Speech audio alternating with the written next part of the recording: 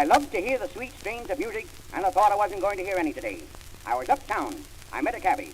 I said, "Cabby, can you drive me to the railroad depot?"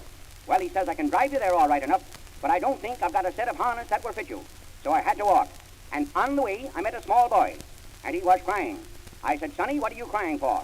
He says, "I'm crying because my father hit his finger with a hammer." I said to him, "You shouldn't cry over a thing like that. You ought to laugh." Well, he says, "I did laugh. That's why I'm crying." Then I got on a car, and there was a lady with 9 children trailing behind to get on the car. And would you believe it, she only had to pay one fare. There was a sign in the car which read, "Children under 10 may ride free." You see, she only had 9.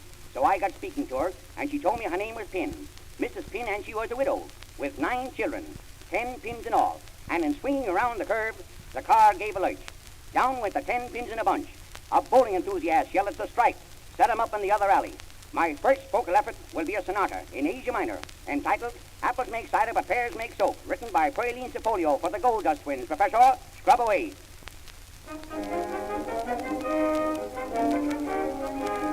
There was a young girl in the trolley, only one, smiling, coquettish, and jolly, chewing gum. A dude in the corner was sitting very glum. The maid gave a sigh, and the dude in reply, he winked at her just for fun. In one of his eyes was an eyeglass, only one. In winking, he must have forgotten. In which one? It fell in the lap of the maiden, and for fun, just for fun, she loudly did cry, "Mister, you dropped your eye," and at the same time dropped her gum.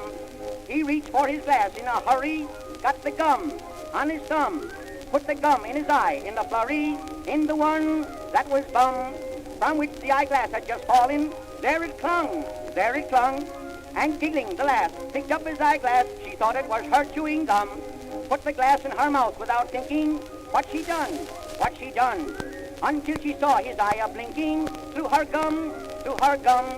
She screamed at his steps and eye winking, then was dumb, very dumb, and started to choke on his glass in her throat until it slipped down in her lung. They brought the x-ray and the doctor on the run, to locate the eyeglass and stop her, coughing some. The dude wouldn't tell how it happened, held his tongue, and since they've been wed, he has pains in his head, while his wife has a pain in her lung.